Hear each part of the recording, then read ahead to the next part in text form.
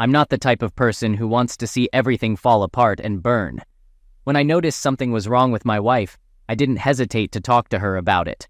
I asked her why she had stopped talking to me, hugging me, and being close to me. I even asked her why she seemed uncomfortable with my touch. It wasn't easy to get her to open up at first, but eventually she did. And what I heard broke my heart. She said she didn't feel like I was enough for her, that she had to do everything herself and couldn't rely on me. She felt like she had to make all the decisions and handle everything, including the kids. She even said that maybe she would be better off alone. Hearing all of this was a shock, but I didn't want to fight with her. I love her so much that I accepted what she said and told her I understood her pain. I promised her I would work on my behavior so she wouldn't have to stress about it. I just want to make things right because she means the world to me, but it's tough, you know? Despite all that, I do. I still have my own thoughts that keep me awake at night. That's actually why I ended up seeking support from this group, because the accusations my wife is making against me just aren't true, at least not from my perspective. I genuinely believe I'm a good husband who meets the norm. I work around 8 or 9 hours from home, and when I'm finished, I dedicate myself to taking care of my boys. I play with them, feed them, take the older one to swim lessons, and tuck them in at bedtime. I'll even wake up in the middle of that night if they need me.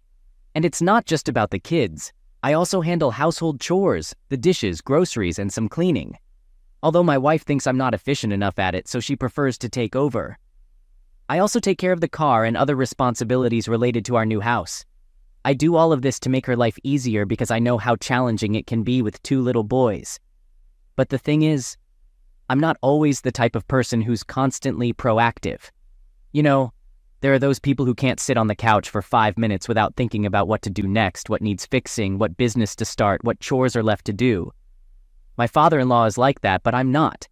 I have my own unique way of doing things, and I believe that's okay too. At the end of the day, when the kids are finally asleep, work is checked off, and the house is in order, I look forward to unwinding with a movie or some video games. I've never been the entrepreneurial type who wants to start my own business. I thrive when I'm given tasks to excel at in my field. There's nothing to be ashamed of. Plenty of people are like me. I'm not chasing some flashy career or dreaming of swimming in money. I'm just an ordinary guy. But things have been different lately. I've noticed my wife having issues with my approach, even though we've had 9 years of blissful marriage. It all came to a head in December, and since then I've been pushing myself to go against my natural personality. I've been doing extra groceries, fixing up things around the house, barely taking a moment to rest in the evenings. I thought she'd appreciate it, but her attitude towards me remained unchanged. So I mustered up the courage to confront her. My emotions running high, I looked her straight in the eye and asked her point blank, "Do you even want to save our marriage?" Her response hit me like a ton of bricks. I don't know, I couldn't believe it. Was she that clueless or just indifferent? I gritted my teeth and pushed on, asking her if she was willing to go to marriage counseling. And once again, she had the audacity to reply with that same infuriating answer. I don't know. I couldn't take it anymore. I snapped at her, telling her that this was not the time for indecision. Our kids could end up with divorced parents if we didn't act fast, and her lack of commitment was unacceptable. She finally agreed to go to therapy after much prodding, but true to form, she showed no interest in taking any initiative. I had to do all the legwork in finding a therapist myself. And during one of our counseling sessions, she dropped some brutal truths that cut me to the core. She said she only married me to impress her family and fit into their idea of a perfect, happy family with beautiful children. She admitted that she was never truly in love with me, but was merely enchanted by the idea of marriage. As if that wasn't enough, I later found out that she had met with her fellow priest to discuss our marriage behind my back. It was a betrayal that left me reeling with anger and hurt. But despite it all, I soldiered on and found a good therapist for us. We're now approaching our 3rd session, but it's been a rocky road. We learned that we have different love languages. I crave touch, while she prioritizes getting things done. It's been a constant struggle, and to make matters worse, she hasn't shown me any physical affection since we started counseling. No hugs, no touch, nothing. The therapist was taken aback when she heard that my wife and I hadn't slept in the same room for 6 whole months. My wife tried to explain it away, saying that she's been sharing the bed with the kids and there's simply no space for me. But the therapist didn't hold back. She bluntly told my wife that it's a terrible example to set for the kids, denying their own father access to the bedroom. She even suggested that we should go to IKEA and buy a single bed to put next to the big one. So I went ahead and did just that. I bought the bed, assembled it, and now I sleep there.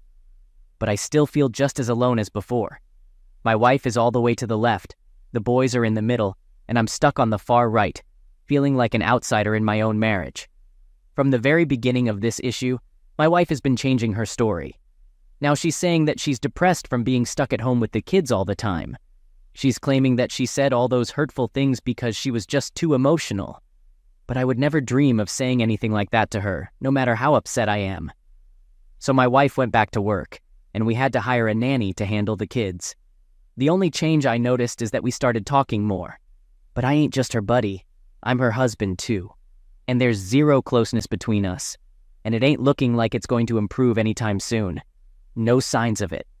She doesn't give a duck about our marriage counseling sessions. I'm the one who has to keep setting them up. Things are much worse than I thought. My buddies were saying, "Dude, your wife is totally cheating on you." And at first, I thought it was like some sci-fi movie stuff. I didn't believe my wife would do that. But today, everything changed. I caught her red-handed by installing a voice-activated recorder in our car for just 3 days.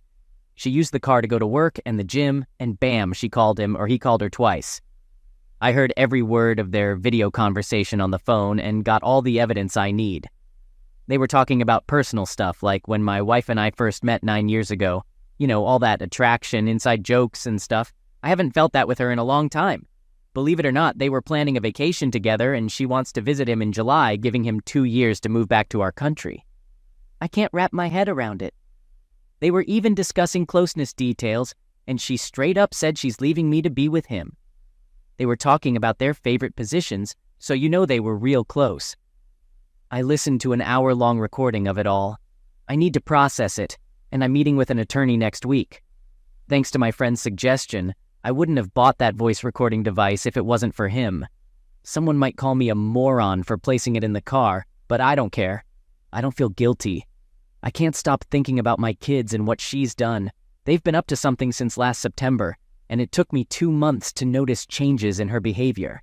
Next week, I'll be taking care of my old father in another city for the entire week, so she'll use my home office. She'll probably be talking to him in my office. Should I place the recorder there for the next week, or do I have enough evidence already?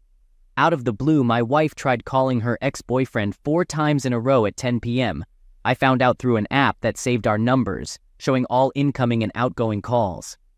Why would my wife, who never mentioned her ex before, suddenly be calling him persistently? It drove me insane, so I checked her iMessages on her laptop. After calling him 4 times, she sent him a message saying, "I'm not giving up until you actually answer and communicate with me in a respectful and civilized manner." I couldn't believe my eyes. I confronted her, and she denied it until I showed her the evidence. She admitted trying to reach her ex, but her story was convoluted. I'm uncertain about how to process this. It all happened when she started distancing herself from me. Her perspective is that it's not strange or negative for her to have kept it from me.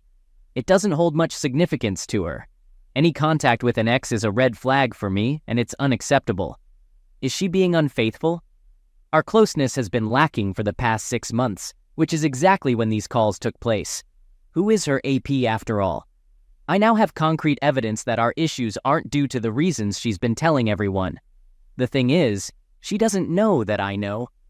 None of her family or friends are aware either. They all think we're just going through a temporary rough patch. She comes from a Catholic family with 3 sisters, attends church every Sunday, and we live in a small town with a population of 17,000. We recently built a house that's still unfinished. I discovered that she's planning to have me leave so that she can have time alone. Within 2 years, her AP will move to our small town to live with her in our house, along with our 2 young boys. She's hoping people will understand, claiming she needs a father figure for her kids. Interestingly, the AP is actually her first boyfriend, and they were together for 7 years before she married me. We've been together for 9 years. Although he lives abroad, he frequently visits our country. I won't let myself be manipulated that way. I've hired a lawyer and will be meeting with them soon. I have recordings that could potentially damage her reputation. My cheating wife didn't see my next move coming. I talked to my lawyer and got some eye-opening advice. Going all out and trying to ruin her life during the divorce wouldn't be the wisest move. We have kids, and I'll be co-parenting with her for the next 15, 16 years, so I need to be mindful of that. Plus, I respect her family and don't want to involve them in the divorce proceedings as witnesses. Additionally, I don't have a chance of winning custody since the kids need to be with their mother in the small town an hour away from me in the capital city. I wouldn't even be allowed to sell our house because the kids need a decent place to live, and we don't have another option. The place they're staying at now is owned by her dad, so it's just a temporary arrangement. It sucks, but that's the reality in the Czech Republic, Europe. After our conversation, the lawyer sent her the divorce papers, set to be delivered right after Easter in the Czech Republic. Yesterday I had a day off, so I took care of my 1-year-old son while she worked in the capital city, about an hour away. Meanwhile, my brother helped me pack up my belongings from the apartment and load them into his car. To add to the chaos, the postman delivered the divorce papers, or an invitation to mediation so we could divide everything amicably. According to the papers, she's in a relationship with this guy, mentioning his first and last name, and that's apparently the reason for the divorce. But at least the evidence I have will be useful for child support and such. It'll be leverage in my favor. When she walked into the house, I confronted her, told her I knew everything, and insisted she contact my lawyer. Then I handed her the divorce papers and left to visit her parents. Naturally, she asked how I knew and denied everything. Her parents were shocked, but they believed me. I recorded the entire conversation, following my lawyer's advice. I asked if they thought I was a good husband and father, and they approved, so she can't use them as witnesses against me in court. They understood the gravity of what she had done and how it devastated our lives. I thanked them for their understanding and headed to the capital city. Meanwhile, I reached out to a friend who helped spread the news to her circle of friends. Guess what? 2 hours later, my brother-in-law called, saying she confessed to cheating with the AP, but conveniently forgot to mention any closeness with him. Classic. He filled me in on how everyone's on my side and how she destroyed our once perfect family. He then suggested everything could be saved because he cheated on his wife too, and now they're living happily. Hilarious, right? Like that's going to make me feel better. Then, to add to the circus, her father called, blaming her and saying the AP will never set foot in his house again. He cut off financial support for my soon-to-be ex-wife, tried calling the AP, but the guy didn't pick up. And in a grand finale of absurdity, he thinks it can all be saved. But hold on, there's more. Her sister sends me a text saying she's fully on my side, yet she believes the situation can be salvaged. It's good they're supporting me, but are they all delusional? It's ridiculous, as if this mess could be magically fixed. It's infuriating. I really don't think our relationship can be saved, and I'm quite certain about it. I worry others might think I lack concrete evidence for leaving her. They aren't aware of the specifics of the evidence I have. All they know is that it's some sort of tape. I've got recordings of her saying things like, "Make sure you can last longer than 3 seconds. When I come to visit you in Brussels, I'm curious if your dad's Johnson is as big as yours. I'll ask that woman how long your brother's Johnson is and let her know how big yours is. Oh, I love you so much. Well, I'm finally going to leave my husband. About time. Record yourself and send me a video. I want to see what I'm missing. Just showing you a glimpse of what your sad life without me will look like. Giving you a generous 2 years to figure out how to move back here." Crazy idea. So guess who's calling back now? Yep, my ex. Just like all my friends predicted after her family gave her an earful. She's been texting me, confessing she had no clue what she was doing. Life would be unbearable without me. I'm so sorry for everything I've done. I'm waiting with the kids for your grand comeback, blah, blah, blah. So my lawyer finally laid out the divorce terms I want, and now we're waiting for her lawyer's response. But in the meantime, my mother-in-law flooded my phone with texts complete with Christian links about forgiveness, convinced my wife's been possessed by some evil spirit. And if that wasn't enough drama, her sister jumped on the blame train, telling me I'm the one ruining the marriage. According to her, it's all my fault for being selfish. But wait for it. Now my wife's teary-eyed and apologetic, wishing she could turn back time. Suddenly, I'm the selfish villain destroying the marriage by divorcing her. Yep, it's all on me now. Like I'm the bad guy for wanting out. I felt guilty for a moment today, like it's all my fault. They really know how to sway me. But you know what? It's tough. But I'm not changing my mind. The divorce is happening no matter what. In the Czech Republic, kids as young as ours are expected to stay with their mother in case of a divorce. Since she lives an hour away in a small town and the kids have their kindergarten and nursery there, a 50-50 split isn't feasible. I'll be an every other weekend dad with some additional access whenever I want. It's sad and painful, but it is what it is. I've been thinking about this unusual idea of suggesting some terms to reconcile with her. I don't love her anymore, but I do it for the kids because I care about them a lot. It wouldn't be a marriage, more like a partnership with separate finances. She'd need to move from her hometown to the capital city where I live. Also, I'd insist on having GPS in her car even when she's older and can't drive. I'd check her phone daily, and in return, I get to go on dates with other girls for 7 months.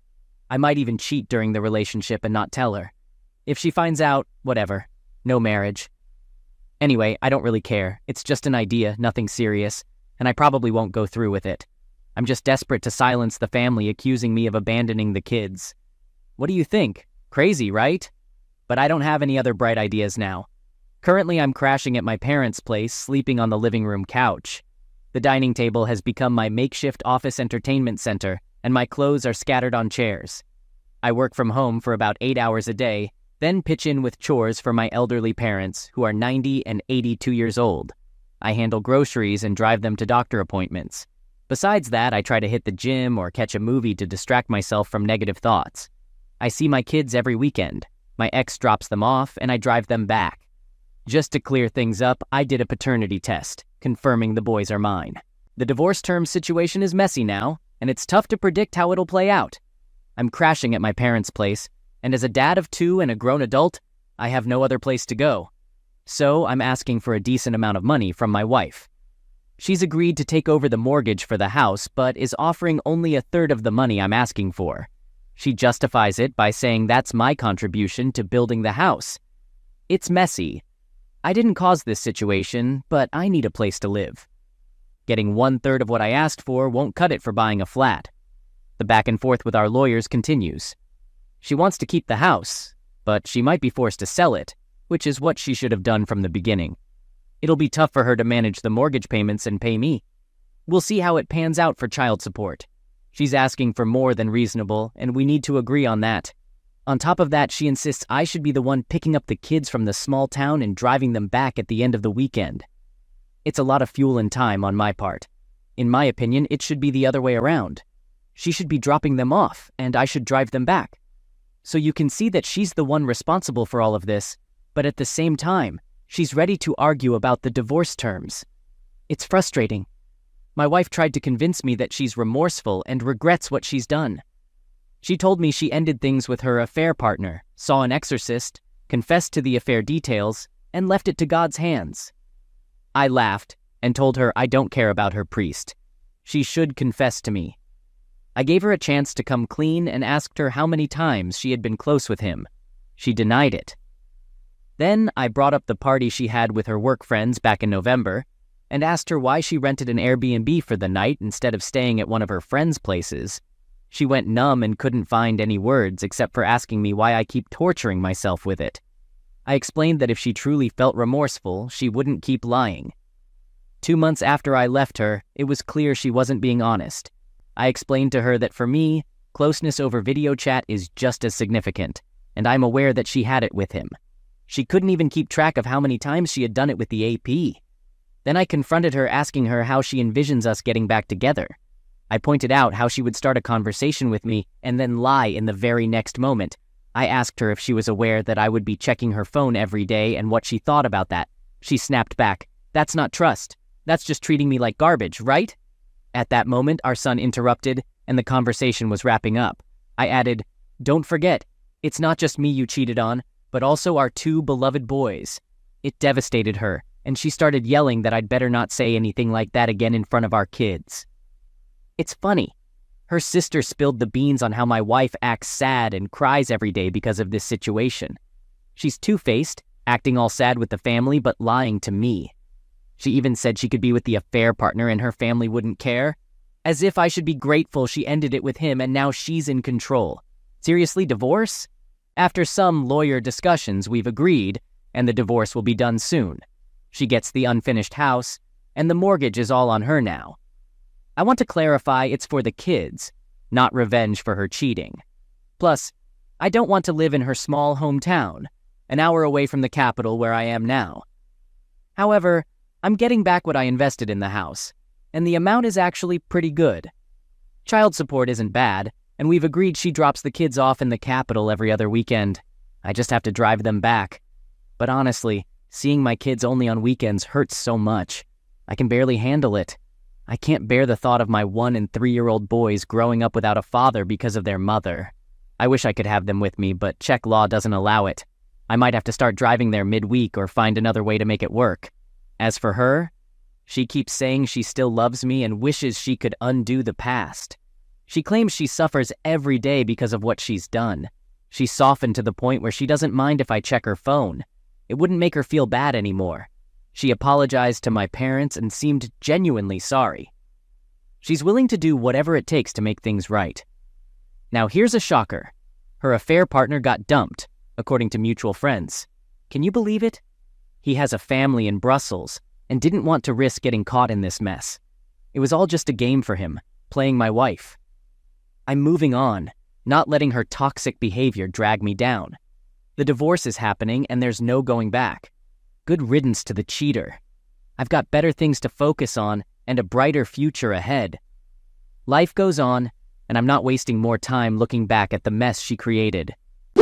All right, that was a fun story. Now let's move on to another exciting one. Stay tuned and let's dive in. How can you tell if your wife is cheating on you?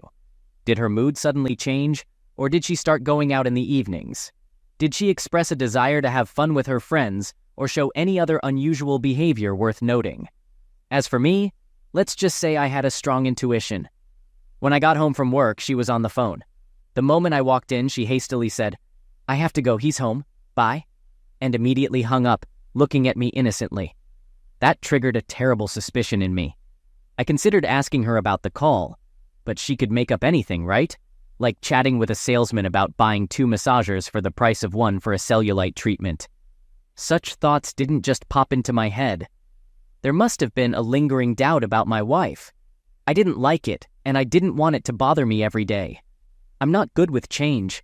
I prefer to stay out of something that's already working fine to avoid making it worse. Let me introduce myself and tell you about my family. I'm Ron, and Cindy and I have been married for 24 years. We have 4 children, 2 adults and 2 teenagers. We're not wealthy, but we make enough to live comfortably. Thankfully, we have no debts. Cindy and I own a cozy house with a paid-off mortgage. Our cars aren't new, but we don't have monthly payments. We might have a few small credit card debts, but that's about it. Overall, we are a typical American family, trying to live within our means. On weekdays, we work, eat, and take care of our home. The younger kids go to school, and on weekends, we occasionally go out together. Cindy and I try to keep up with our kids' interests, whether it's sports, art classes, scouting, or any other activity. Sometimes we even have family dinners around a common table, a rarity in these times. Our bed life is probably like most middle-aged couples. We make love once every 2 weeks or so. I might wish it were more frequent, but, it takes 2 to tango. Lately, Cindy hasn't been enthusiastic about that kind of closeness. That was a pun. Because of my supernatural intuition, I fear I have to be vigilant for any strange signs from her. It's like I don't trust her without any apparent reason. I'm hoping this nagging feeling in my stomach is just normal indigestion and not a sign of what I suspect.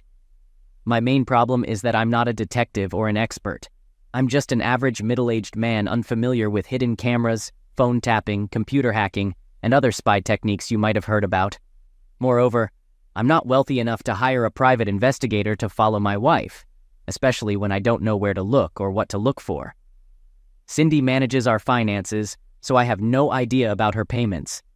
If I start going through paperwork, she'll notice and want to know why I'm buried in bills. What am I supposed to tell her? "Honey, I've got a suspicious feeling in my stomach. Are you growing horns for me?" "Yeah," and she'll probably say, "Honey, I bet you'd rather go for a break than deal with that." A bit of family background.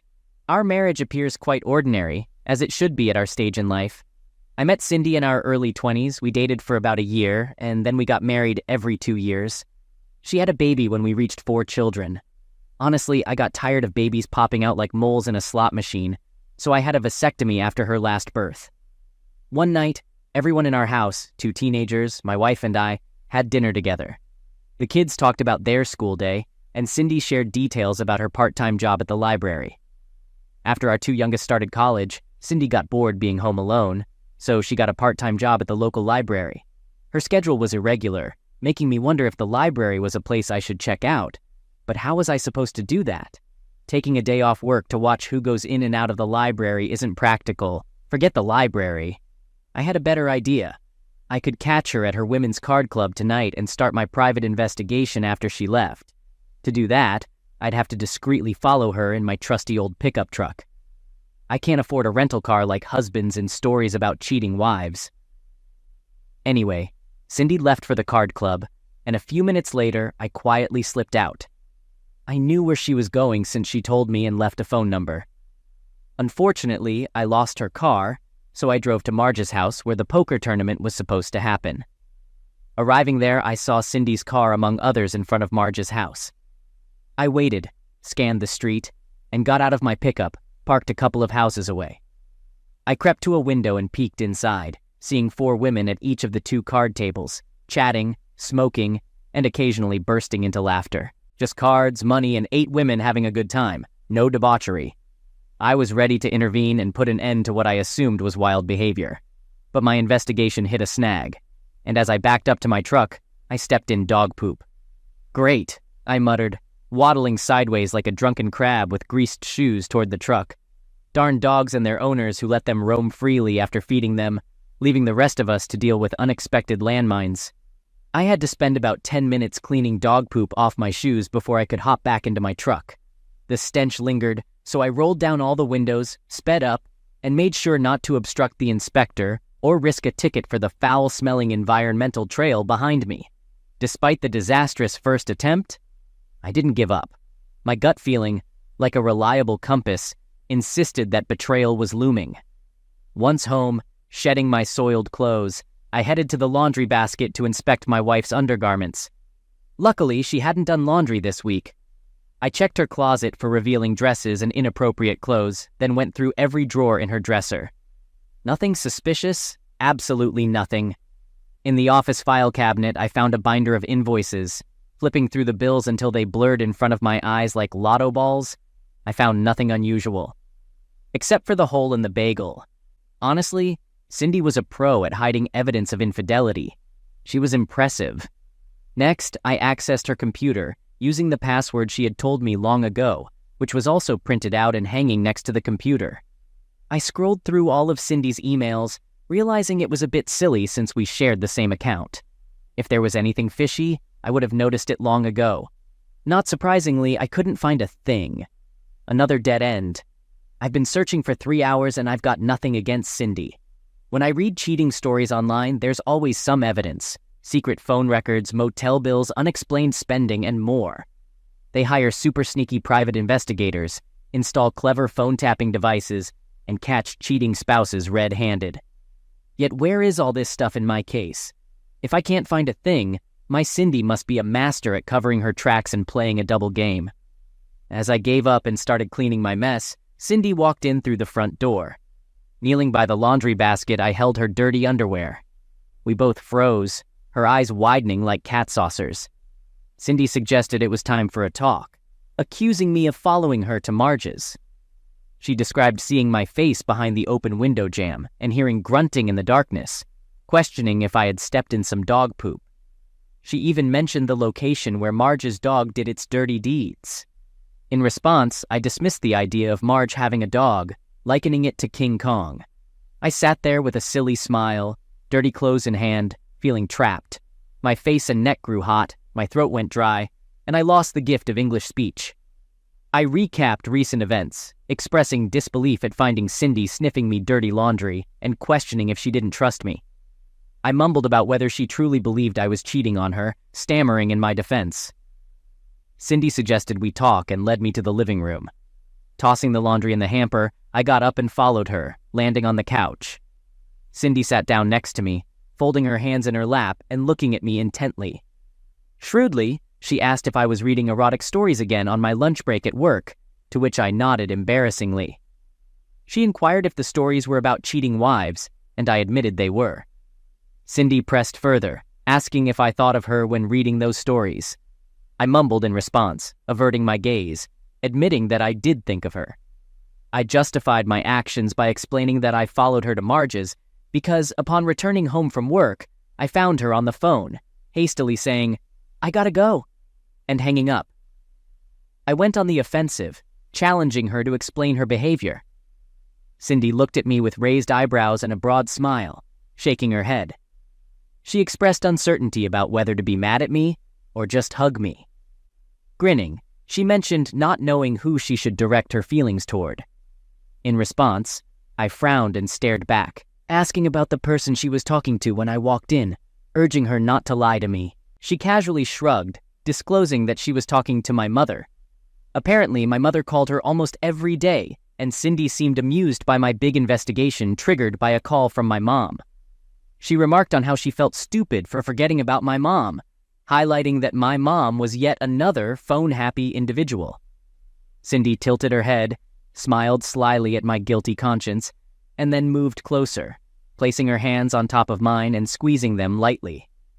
Cindy inquired if I had ever found her behavior suspicious or distrustful, to which I admitted that it was just a gut feeling. She continued to smile and affectionately called me a miracle, expressing love despite my quirks. She wrapped her hands around my cheeks, declaring me her favorite man and reassuring me of her love. She acknowledged the need to improve our closeness and suggested addressing it immediately. With those words, she took my hand and led me into the bedroom, locked the door, dimmed the lights, and began undressing me. She asked if I felt better now with sly demons bouncing in her eyes. In response, I expressed my love and admiration, but questioned the warning signals from my gut. Cindy responded with laughter, holding her stomach and wiping away tears. She retrieved a blister of pills from the medicine cabinet and tossed it on the bed, seemingly finding humor in the situation. As I popped the wheels and froze, my wife suggested that I take 2 pills for indigestion. She listened to the rumbling response of my stomach and gave me a stern look, urging me to stop sniffing her dirty underwear. She found it disgusting and agreed with Cindy, acknowledging that when Cindy is right, she's right.